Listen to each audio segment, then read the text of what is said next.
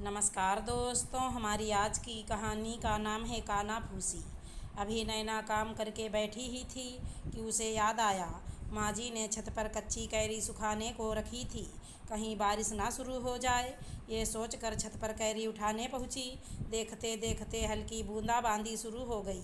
उसने फटाफट कैरी उठाई और नीचे वाले स्टोर में रखने चली गई। स्टोर का तो बड़ा बुरा हाल है, जगह जगह जाले लगे हैं। ऐसा करती हूँ, पहले साफ़ कर लेती हूँ, फिर यहाँ चारपाई बिछाकर अंबिया रख दूँगी। झाड़ू लाकर उसने कमरा साफ़ किया, फिर चारपाई बिछाकर उस पर अंबिया रख दी। तभी आयुषी भागते हुए आई। उसके सारे कपड़े कीचड़ से लथपथ थे। नैना ने उसके कपड़े बदलवाए और कीचड़ से लथपथ फर्श को पोछा मार कर साफ किया। अब कहीं जाकर वो थोड़ा रिलैक्स हुई। शुक्र है, काम तो निपटा। वो आराम करने सोफे पे बैठी, तभी माँ की कॉल आई। नैना ने फ़ोन उठाकर माँ से कहा, हेलो माँ, अभी मैं बहुत थक गई हूँ, मैं आपको बाद में कॉल करूँ क्या? हाँ हाँ बेटा, क्यों नहीं। इतने दिनों से तुझसे बात नहीं हुई ना, इसलिए सोचा हाल चाल पूछ लूँ। चल कोई ना, तू आराम कर ले। नैना को अपनी गलती का एहसास हुआ। अभी वो माँ को दोबारा फ़ोन करने बैठी ही थी कि राकेश कमरे में दंदनाता हुआ आया और नैना का फ़ोन उसके हाथ से खींच कर गिरा दिया। सारा दिन बस मैडम के हाथों से फ़ोन नहीं छूटता। जब देखो फ़ोन लेकर बैठी रहती है। पर राकेश, मैं अभी अभी कमरे में आई हूँ, माँ का फ़ोन आ रहा था, इसलिए सोचा बात कर लूँ। तुझे तो माँ ही चाहिए, तेरी कानाफूसी की आदत नहीं जाएगी ना बेटा। मैं कब से इसे आवाज़ लगा रही थी कि ऊपर छत पर अंबिया सूखने रखी हैं, भीग जाएंगी, पर ये सुनती कहाँ है। हार फार कर मुझे ही ऊपर जाना पड़ा। तुझे तो पता है मेरे घुटने में कितनी दर्द है, फिर भी मैं रगड़ घसीट कर ले आई। पर राकेश, देख देख बेटा, कैसे कैंची की तरह जुबान चल रही है, इसको अब भी शर्म नहीं है।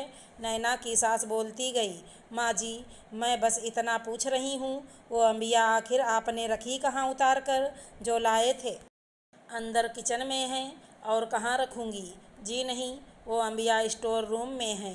नैना गुस्से से बोली, माँ जी और कितना झूठ बोलेंगी आप मुझे बुरा बनाने के लिए। अंबिया मैंने उठाकर रख दी थी, क्योंकि मौसम ख़राब था। सारा काम निपटा कर बैठी ही थी मैं। और राकेश, आप भी बिना कुछ सोचे समझे माँ की बातों में आ गए। आप क्या समझते हो, गृहिणी होना एक आम बात है, आदमियों के बस की बात नहीं है। आराम हराम हो जाता है सबकी नज़रों में। अगर हम थोड़ा सा रिलैक्स कर लें, वो सारा दिन घर में मज़े करती है। एक दिन घर बच्चे और बुजुर्ग संभाल कर दिखाओ तो पता चले। आज की नारी घर भी संभालती है और देश भी। इसकी कद्र करना सीखो। सहयोग नहीं तो आलोचना भी मत कीजिए। हाथ जोड़ती हूँ आपके।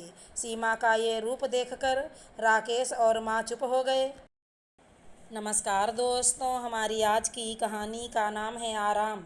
बच्चे को गोद में उठाकर शिखा हर्ष को चुप कराने की कोशिश करती है।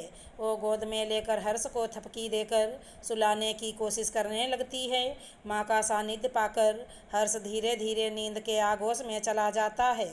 उसको सुलाते सुलाते उसकी भी आँख लग जाती हैं। आज संडे था, सभी लोगों की छुट्टी थी, तो घर में साफ़ सफाई के साथ साथ एक्स्ट्रा कपड़े भी धोने होते हैं, तो आज के दिन काम बढ़ जाता है।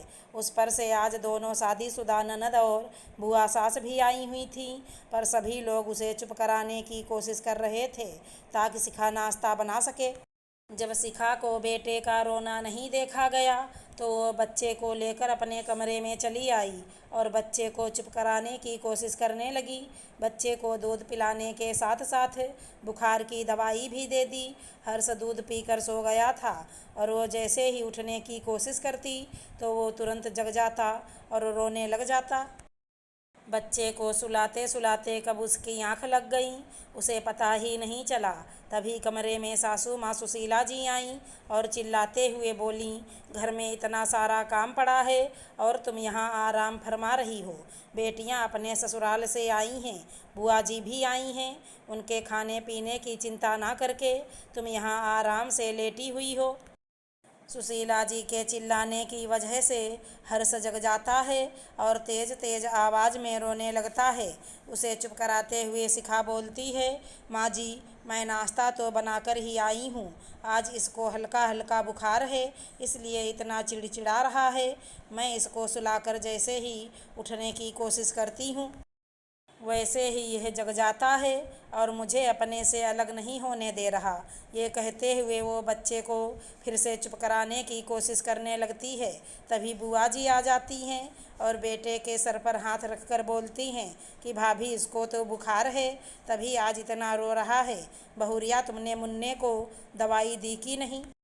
हाँ बुआ जी, दवाई दे दी है, पर बुखार उतरने में समय लगेगा और ये मुझे अपने से अलग ही नहीं होने दे रहा है। शिखा परेशान होकर बोली, कोई बात नहीं, छोटे बच्चे जब बीमार होते हैं तो ऐसा ही करते हैं। क्यों भाभी, मैं सही कह रही हूँ ना? आपके भी बच्चे जब बीमार होते थे तब हम और माँ जी आपसे काम ना कराकर हम लोग खुद ही सारा काम कर लेते थे, ताकि आप बच्चे के साथ ज़्यादा से ज़्यादा समय बिता सकें। क्योंकि बच्चा जब अस्वस्थ होता है तो उसे केवल माँ का सानिध्य ही भाता है, इसलिए वो चाहता है कि ऐसे समय में माँ उसके साथ रहे, उससे अलग ना हो। और अलग होते ही बच्चा रोने लगता है। अगर ये बच्चे को संभालती ही रहेगी तो खाना कौन बनाएगा? सुशीला जी बोली, तुम बहुरिया बच्चे को देखो, काम हम सब लोग मिलकर कर लेंगे।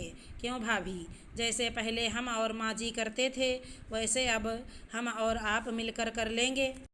और ये कहाँ लिखा है कि घर के काम सिर्फ घर की बहू ही करे? आप देख नहीं रहीं, बच्चे की तबीयत सही नहीं है। हम लोगों ने तो आपके साथ ऐसा व्यवहार नहीं किया, तो फिर आप ऐसा क्यों कर रही हैं? आइए हम लोग रसोई में चलते हैं। बुआ जी सुशीला जी के साथ रसोई में आ जाती हैं और खाना बनाने की तैयारी करने लगती हैं।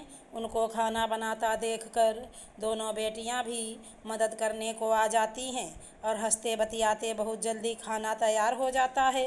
सभी को खिलाने के बाद वो शिखा बहू को आवाज़ देती हैं और उसकी भी थाली लगा देती हैं।